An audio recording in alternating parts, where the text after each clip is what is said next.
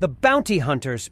Girls, we need to calm ourselves down. Yes, those new bounty hunters are in the area, but this is a safe place. We're not known to operate here. We don't have a bounty here. Thricken explains with her hands up to calm her crew. Her voice is a whisper that those standing next to her would have to strain to hear if she were not a fossa, and with ears sensitive enough to catch not only a whisper that quiet, but its echo as well. Yes, there are high-profile bounty hunters here, and everyone has seen the terrifying footage of a single Tret-looking lunatic going on a complete and total rampage through the Gilded Goal Casino. Of course, the part that scared her was that he hadn't stopped when he lost an eye. He was still lethal when down an arm. Then he got them replaced and seemed to go from dangerous but mortal to straight-out untouchable. This is an unknown safe house. We have new identities here, and with a touch of Axiom flesh molding, are new people. It would take a DNA scan to even tell who they were, and those machines were not subtle. On the opposite side of the wall, Bike adjusts the settings on the massively powerful DNA scanner and compares it to the files on record. He glances back at the rest of the team and gives them a vicious grin that can only be seen by the crinkling of his eyes, followed by a short nod. All the men are in full combat gear and new communicators which link into the system sitting next to the DNA scanner and a powerful microphone pointing directly into the criminal safe house. All of it is Bike's responsibility. Puke returns the nod before gesturing to Itchy, Dong, and Mustard. He indicates upwards above the room and then clenches his fist before spreading his fingers almost violently. He then taps himself on the chest and holds out his fist with the thumb up, which then descends to touch his index finger. Itchy nods and picks up a case before slinking out of the room, followed by the other two. They roll their steps to keep them utterly silent. Bike holds up a screen with a transcript of all relevant information being said in the conversation so far, and after scanning it, Puke hands it back. He then gestures to both Tang and J3 before indicating to the left and right. He then holds his palm flat and perpendicular to the floor and presses down somewhat. Both men nod and pick up the cases with their broken-down rifles before slipping out of the tiny rented apartment just as silently as Itchy had. Look, all I'm saying is that skill is skill and rumor is rumor. Our bounties don't extend here, meaning they've got nothing on us in this system, Thricken says. But boss, Nudie has long been friendly with the Zon system. It won't take much for our bounties to transfer over. I'm just worried, see? Leedy protests, and Thricken scoffs at the weakness of the new blood in her little gang. Silly little girl hasn't even killed someone with their own scream of pain yet. You let me do the worrying. You just get to scouting the local hospitals so we can get some merchandise to sell. Groomers pay top dollar for newborn boys. But then our bounty will follow us. The annoying worrier protests. Not us.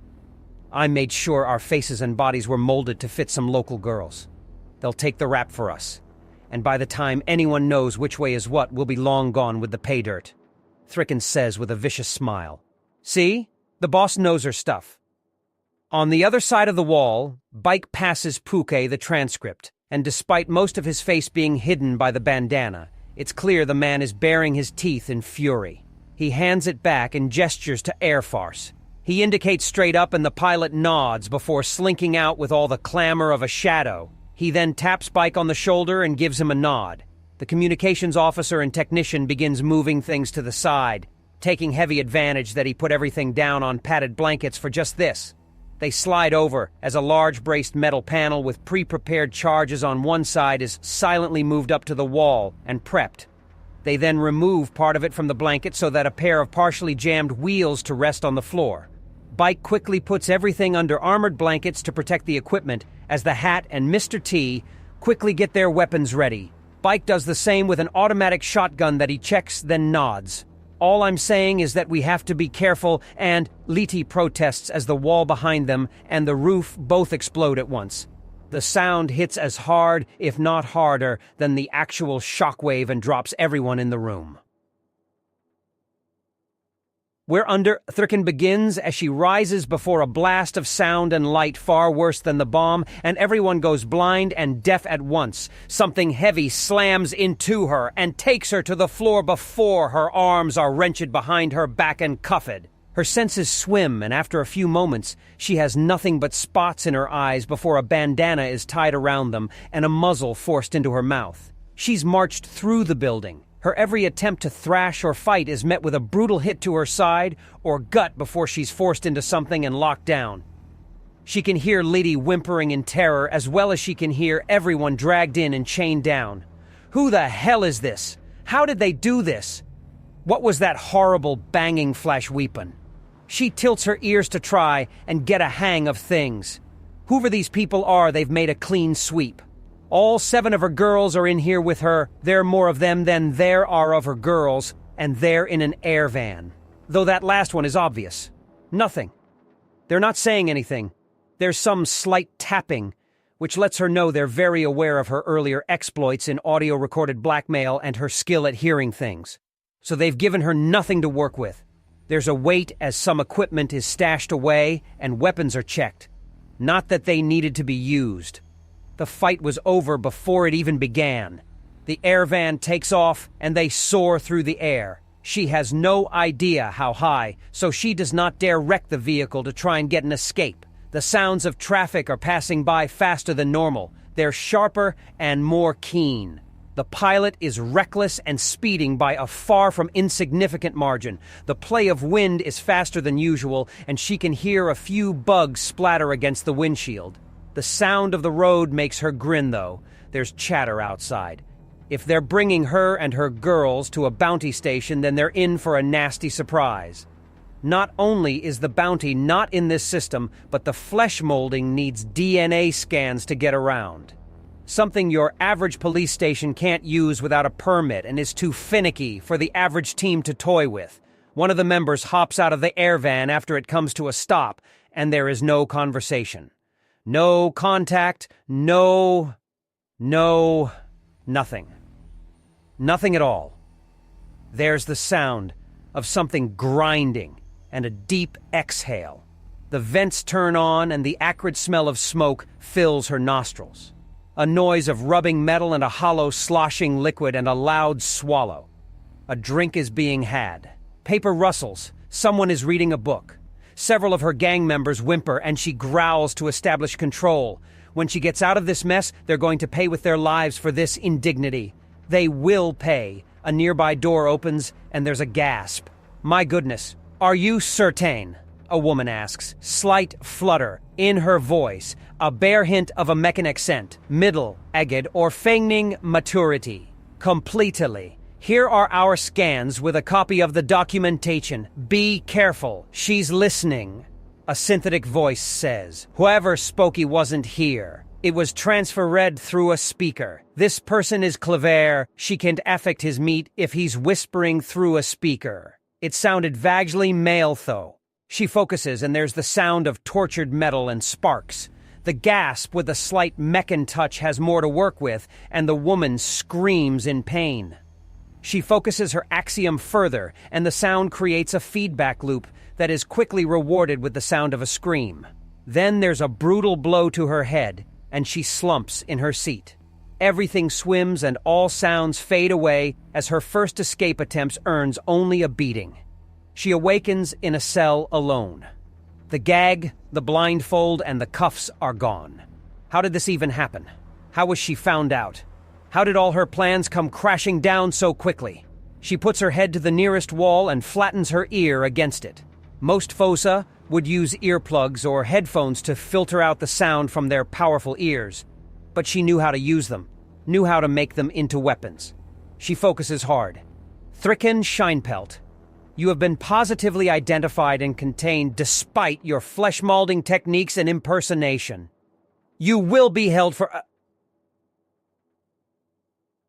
The voice in the speaker she's ignoring says before she finishes focusing axiom to empower the tiny sounds of the building's vibrations to tear it apart. Ah, sonic vibration, my inspiration to annihilation. She purrs as the echoes allow her to pummel her own cell, open like a fragile nut, and she saunters out. She's on the top of her game as she rips this petty prison apart, the sound letting her know where everything in the building is and tear it to pieces. Girls, we've been backstabbed. I don't know what kind of hunter found us, but I'll be personally tearing them apart and feeding the giblets to the insects. She assures her crew, who look up at her as the goddess of war that she is. Threekin!